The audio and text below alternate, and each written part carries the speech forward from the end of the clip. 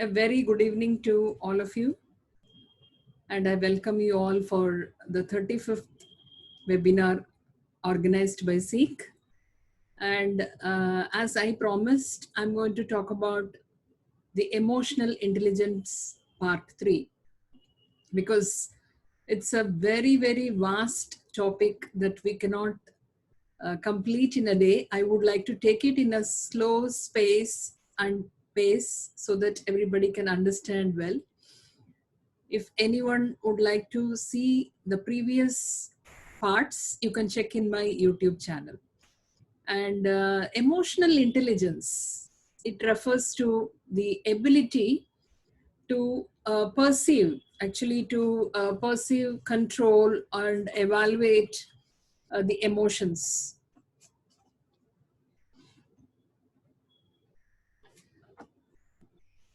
So here, imagine a world in which you could not understand when a friend was feeling sad or when a co-worker was angry. So all these things needs emotional intelligence. A person should be having that intelligence beyond his academic knowledge, beyond the intelligent quotient. He need to have an emotional intelligence to understand the emotions. So psychologists refer to this ability as emotional intelligence, to understand self and the other person's emotions. Some of the experts even suggest that it can be more important than the intelligent quotient in the overall success of our life. So today we are going to see about the emotional intelligence, and that means the building emotional intelligence. I'm going to talk about the 4 key skills which will improve your emotional quotient and the emotional intelligence. Let me share my screen.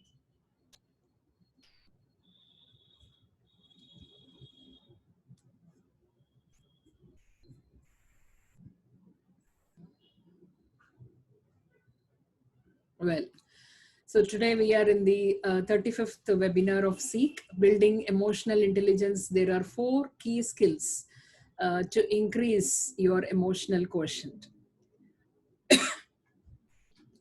See, the skills that make up emotional intelligence can be learned at any time.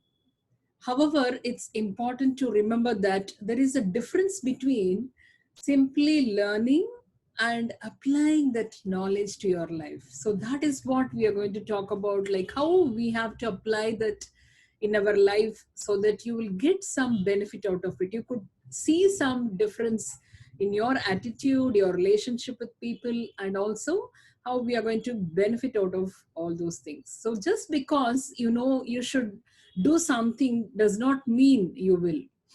Everybody knows everything. Whatever I'm talking, everybody knows everything. But the thing is, how many of them implement it? That is what makes the difference. And especially when you become overwhelmed by stress, this stress is one word which is being used a lot nowadays and being searched in Google a lot. People are into stress, even if they are not in stress, you know, like they feel that they are in stress, and they want to come out of it, and they search a lot to come out of it. And when you are overwhelmed by stress, which can override your best intentions. Actually, as I said, overcoming stress itself is a big topic, and this itself is more than 99% of the world population will be looking for this. They wanted to come out of stress because every day in and out, every one of us face a lot of tensions in life where we take it personally and take into our heart, and we feel pressurized, and that sort of mental state we call it as stress, and we wanted to come out of it. Everybody wanted to be happy, they don't want to be stressful, but they do not know the way. That is the problem. In order to permanently change behavior in ways that stand up under pressure, you need to learn how to overcome stress. That particular moment, how are we going to overcome our stress in our relationship in order to maintain an emotionally awareness? So that is what is very, very essential. Getting stressed up, getting angry on others is not a solution. So here is what we are going to see about all those skills. The key skills for building your EQ is nothing but the four skills I'm going to talk about. It is the self-management, the self-awareness, social awareness, and relationship management. The first and foremost, we'll talk about the self-management. Actually, in order for you to engage your emotional quotient, you must be able to use your emotions to make constructive decisions about your behavior. So that is very, very essential. Already I've started getting messages in the chat box. Ma'am, tell us how to control stress or how to come out of stress. Definitely I'm going to talk about all those things in our future webinars. Let me continue this emotional intelligence first. And in between, I will tell you the solution for coming out of stress in the same webinar itself. So coming back to the slide, when you become overstressed, you can lose control of your emotions and the ability to act thoughtfully and appropriately. So that is what is the thing. Like when you lose your control, when you are out of control, you will not be able to decide exactly what is to be done. This is what is the situation. How many of us have sat like this? Think about a time when stress has overwhelmed you. Was it easy to think clearly or make a rational decision? Probably not. When you become overly stressed, your ability to both think clearly and accurately assess emotions, your own and other people's, become compromised. You cannot control your emotions, and the way you talk to others, everything will become compromised. And see, these emotions, the emotions are important pieces of information that tell you about yourself and others. We just forget about our normal non-verbal communication. We just forget about it, that people are reading something from our body language and our expressions. If I say that I know to speak English and Tamil, then I should also add one more language called as body language, because I should be able to read body language, and I should also be conscious that others are reading my body language. I should know that others are reading my body language. We forget that totally. So this is what we see, a lot of facial expressions that comes out of us as well as from the others. So with the ability to manage stress and stay emotionally present, you can learn to receive upsetting information without letting it override your thoughts and self-control. So this is what is very, very mandatory for everybody. People just ran around doing courses, getting certifications, and they wanted to learn academically, but many of us are not keen in learning all these body language and the skills that is required, that is very similar to the emotional intelligence, the soft skills that cannot be seen, it can only be felt. So very, very important amongst this is managing stress. So if you are able to manage your stress, then you can easily control anything in this life. You will be able to make choices that allow you to control impulsive feelings and behaviors. You can manage your emotions in healthy ways. You can take initiative, follow through on commitments, and adapt to changing circumstances. You can easily adapt yourself. You will not get angry because something is happening around. So that is what is very, very essential. The second key skill is the self-awareness. So managing stress is just the first step to building emotional intelligence. So the science of attachment indicates that your current emotional experience is likely a reflection of your early life experiences. Please underline this. When you are a parent, you're going to bring up your children. Whatever we do in the early age makes a lot of difference when they grow up. So this is very, very important. There may be many emotions. Your ability to manage your core feelings such as anger, sadness, fear, and joy See, we can see so many emotions. We can see the anger, sadness, fear, and joy. All these things depends upon the quality and consistency of your early life emotional intelligence. That is what makes everything. If your primary caretaker as an infant, your mother or somebody, your grandparents or whoever who takes care of the child of your own younger age also, if they have understood and valued your emotions at that time when you're a kid, it's likely that your emotions have become valuable assets in adult life. But at the same time, if your emotional experiences as an infant were confusing, threatening, and painful, it is likely you have tried to distance yourself from your emotions. So, whatever happens in our young age matters a lot. And this is very, very essential. But being able to connect to your emotions, how many of us connect to our emotions? Having a moment to moment connected with your changing emotional experiences. Morning we may get a very happy, and then slowly our emotions will change, and then again we will be happy, then again we may go to sadness, again we may go to anger, or any sort of emotional changes, fluctuations happens. How many of us are able to connect to our emotions? That is the key to understanding how emotion influences your thoughts and actions. One has to 124 hours, out of which 8 hours you sleep. The remaining hours, try to connect with your emotions. Just judge your emotions when you are feeling how, and what makes you to change your emotions. Why are you not happy all the time? Why am I getting sad sometimes? Why am I getting angry sometimes? We need to connect with our emotions, and only then you will be able to influence your thoughts and actions.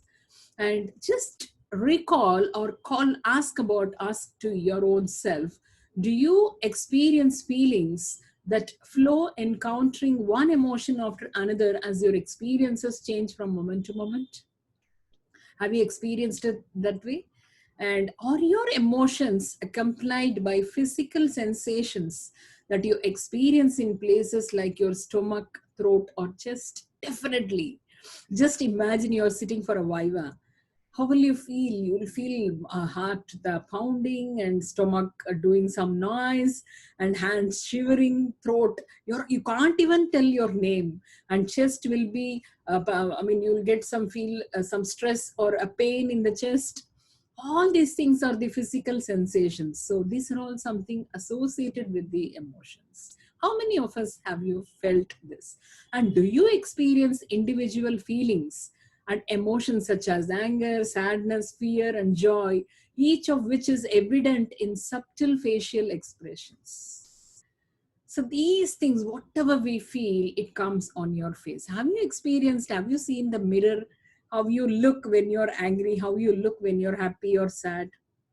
And can you experience intense feelings that are strong enough to capture both your attention and that of others? This is what you have to understand. All your feelings, all your emotions are just seen outside, and they are strong enough to capture both your attention and that of others. Whether you show your emotion, it will be captured. Suddenly your mom may come and ask, why are you looking dull? You may be surprised, like, how come she's finding out? I didn't share anything about it to anybody. That is what your emotions will be picturized exactly in your face. So that, how many of you have paid attention? And do you pay attention to your emotions? Do they factor into your decision making? So this is a very, very important slide, because whatever decisions, especially when you're angry, you take some decision, you know how it destroys. It causes a lot of distraction, and it affects others. So have you paid attention to your emotions? How you throw some object in the house when you are angry on your mother or dad? You're angry on something else, but you show it on your parents.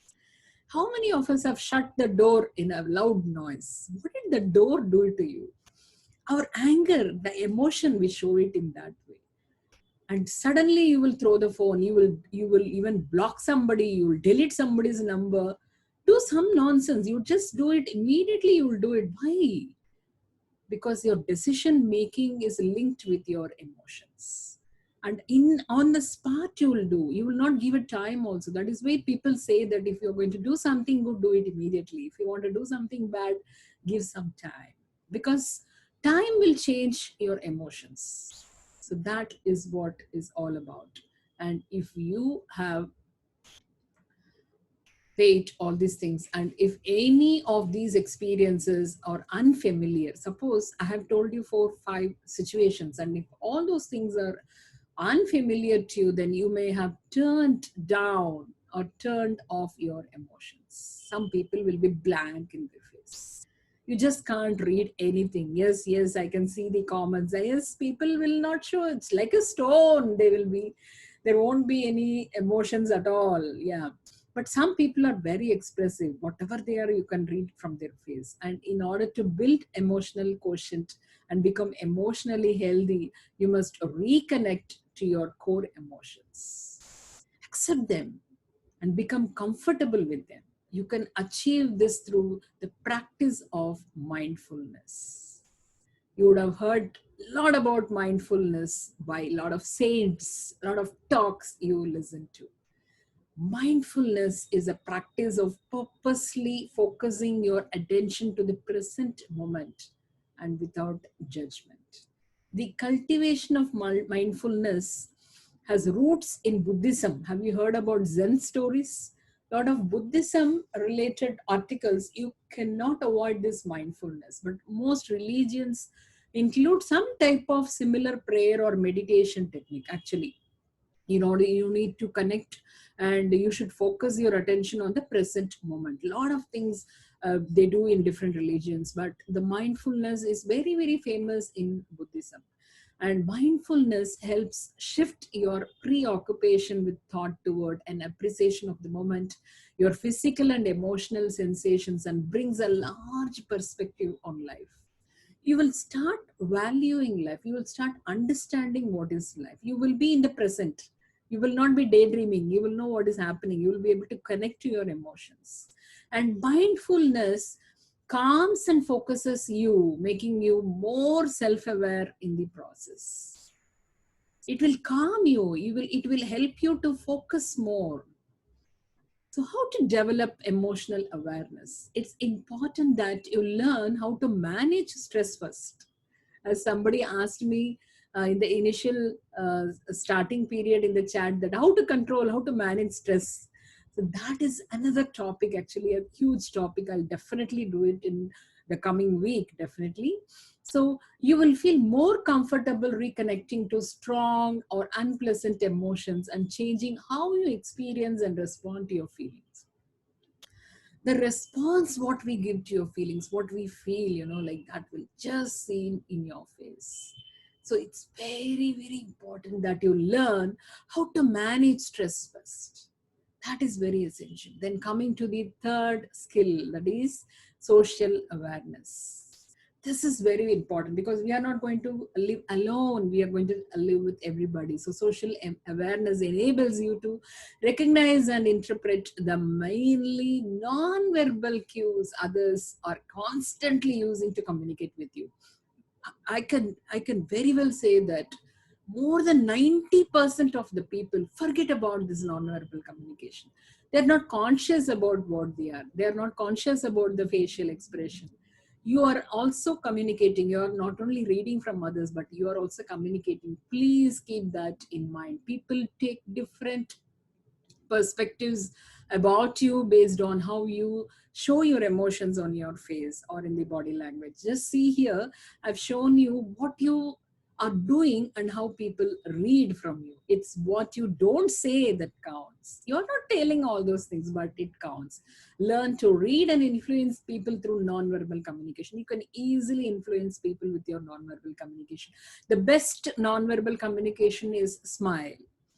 Just smile. You will be attracting everybody. People will feel pleasant, warm, and acceptance will be there when you smile. But otherwise you will start showing a lot of things. See how she's standing that shows she is lying. And the person is wearing his coolers in the daytime, that people think that he's hiding something. And the way his shoulders are lifted, they feel that it's an hostile attitude, and insecure if they don't look into your eyes and speak. Lot of things like defensive, impatient to leave, the way they put their hands inside the pockets.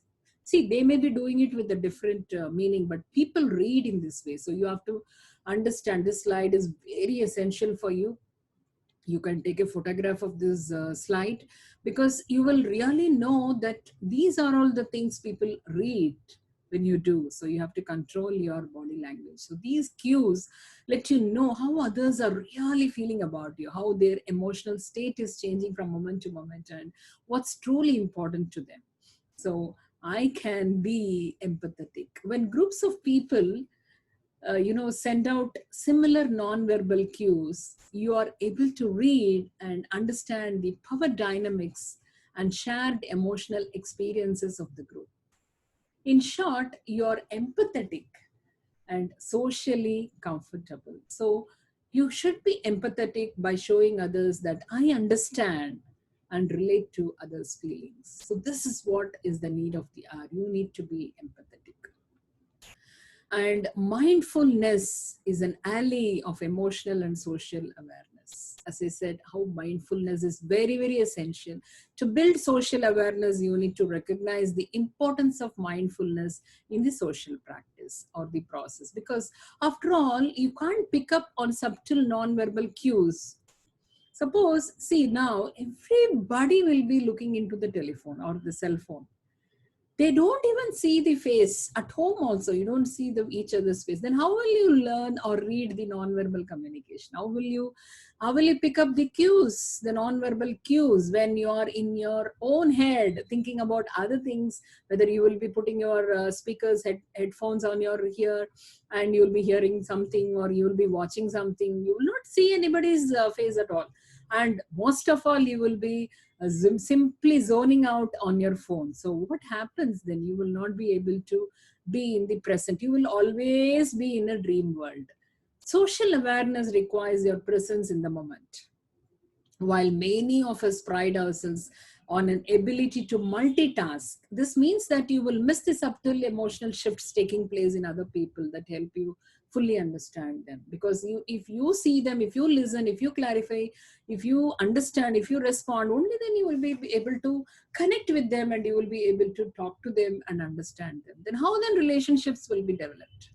You are actually more likely to further your social goals by setting other thoughts aside and focusing on the interaction itself. See, as birds, how they look at each other and they are conversing. How nice, how beautiful this picture is.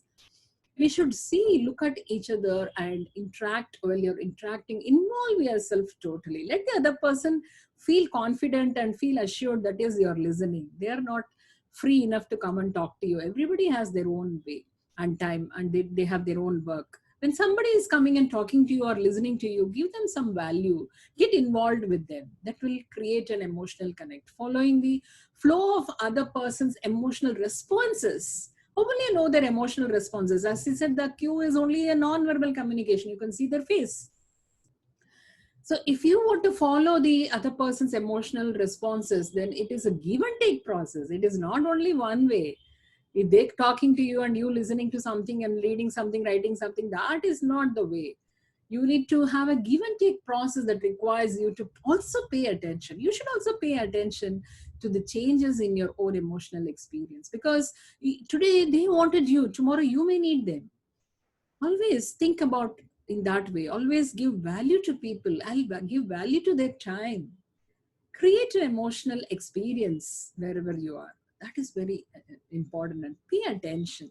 Paying attention to others does not diminish your own self-awareness. By investing the time and effort, you really pay attention to others. Definitely. See, as I said, everybody has their time and they are precious. Everybody will be having a busy time. They will have their own work to do. If somebody is spending time for you, it doesn't mean that they don't have anything to do. In their busy schedule, if they are spending some time for you, that means they care for you. Understand that, value that. So that moment you are getting somebody communicating, conversing with you, pay attention. Only then you will be having an emotional awareness. You will actually gain insight into your own emotional state as well as your values and beliefs. Very, very important. For example, if you feel discomfort hearing others express their certain views, you will have learned something important about yourself. Something may happen. Definitely, you have to give a try. Then coming to the final skill, that is the relationship management. See, working well with others is a process. You cannot work alone. You need somebody along with you. So working with others is a process that begins with emotional awareness and your ability to recognize and understand what other person is experiencing. Oh my God, you have to do it. You need to recognize and understand what other person is experiencing. Feel in their shoes. Look at the world through their eyes. Feel the pain of the other person. Once emotional awareness is in play, you can effectively develop additional social emotional skills that will make your relationship more effective, fruitful, and fulfilling. Definitely, you will get connected, you will be accepted, you will feel happy, the relationship will build. Become aware of how effectively you can use this non-verbal communication. I have been repeatedly telling about this non-verbal communication. Without talking, your gestures will communicate. How to read and how to control so that others can read it properly. It's impossible to avoid sending non-verbal messages. You will be sending non-verbal messages to others, what you think and feel. If I'm sad, my face will show off. If I'm happy, my face will show off. If I'm irritated, my face will show off. I just can't control. Words may lie, but your face expressions and emotions will not lie. People will be reading all these things. See how many emotions I've shown you. And look at this. The many muscle in the face. See these expressions, especially those around your eyes, nose, mouth, forehead, help you to wordlessly convey your own emotions. If I smile, really, if I show expression, my eyebrows naturally go up. Really, wow, that is the real expression. If I said, wow, it's just a word, the expression does not mean that. Hey, I feel really sad. I feel really sad. I'm saying I'm sad and my brows are coming closer. That shows that I'm really sad. I'm really sad. Or I'm really worried. I'm really worried. So that's all. Hi, I'm very, very happy to see you. See the expressions. All those things will be shown in your face. And it will tell whether what you're talking is true or not. It will help you wordlessly convey your own emotions as well as read others' emotions intent. You will also become an expert in reading others' emotions. You should not miss any emotional cue or the non-verbal cue. And the emotional part of your brain is always on. And even if you ignore its messages, others won't. Recognizing the non-verbal messages that you send to others can play a huge part in improving your relationship. Please believe me, please believe me. Be very, very conscious. Be very, very conscious on your emotions. You need to build up relationships. So you may feel like people are misunderstanding you. That is because the non-verbal communication which you have transferred to them has made them misunderstand you. So you have to think about it. And someone asked me how to remove stress. So this is what is the trick of me or mine, which I actually use humor and play to relieve stress. So that is the wonderful, wonderful tool for me. And humor, laughter, and play are natural antidotes to stress. Just keep smiling. Automatically, the happiness hormones will relieve your stress. They lessen your burdens and help you keep things in perspective. And also, you breathe well.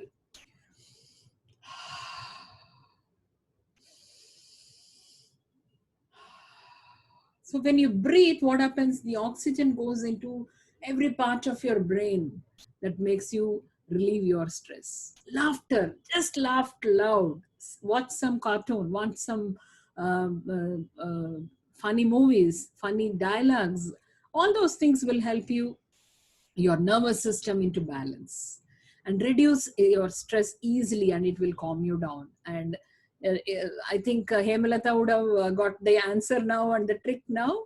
So you have to insert humor in your life, laughter, smiling, and breathing exercise. All those things will help your mind and make you more empathetic. If you're stress free, you will be able to be more empathetic and learn to see conflict as an opportunity to grow closer to others. Please don't go away from people, because we have to live with people, and you have to see the conflict as an opportunity. You need to find a way to develop relationships. So conflict and disagreements are inevitable in human relation. It happens, definitely it happens. If that is not there, then there won't be any interest in living your life. So two people can't possibly have the same needs, opinions, and expectations all the times. Each and everyone is different. Each and everybody's expectation is different. Of course, we need to live with everybody. We cannot run away from anyone. So, however, that need not be a bad thing. Resolving conflict in healthy, constructive ways can strengthen trust between people.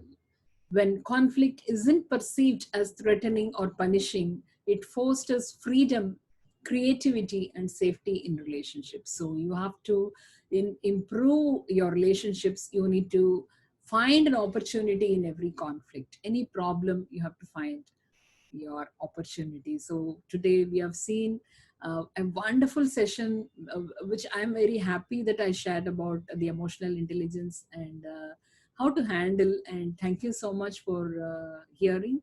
And yes, of course, the audience, thank you so much for all your support and your questions. As everybody has asked about stress relief, I've given you wonderful suggestion. Keep watching the comedy channels in TV if at all you watch, and also you watch some YouTube comedy scenes, and forget yourselves and immerse yourselves in the laughter, and you see getting up itself, you smile. Yes, yes, yes, yes. uh, when you get up in the morning, smile for some time, smile at somebody. When the family members at home, like, smile at them, they will smile back, and everybody will have the hormones, happiness hormones generating in their mind. So automatically the stress, even if it is there, it will get relieved. And yeah, yes, of course. I will, yeah, Abhinaya, you have asked me about the conflict resolution techniques. Definitely, I'm going to do a session on conflict resolution techniques. I will definitely invite you, and you can listen to that. And this is my YouTube channel, and all my YouTube videos are there, and it is reaching nearly 2,000 videos. A lot of good stuff are there, motivational stuff and technical stuff. You can just browse through the playlists, and the next session I will display the playlists what I have. And you can reach me for if you need any training sessions. As I mentioned, you can reach me, and definitely I'll be there to help you out. And so thank you so much once again, and it's already late. Hope to meet you soon again tomorrow. I may start with a new topic, because of almost I have covered the emotional intelligence part. Anyway, you also go through this three sessions, three parts what we have done in the YouTube. And if you feel that I'm planning to bring some case studies and then explain you on emotional intelligence. So in between, I will also talk about some other topics of your interest and in need. And thank you so much. Stay safe, and stay blessed. Subscribe to the YouTube channel if you have not, and watch all the new videos that is getting posted. And see you all in the next webinar. Thank you so much. Stay blessed.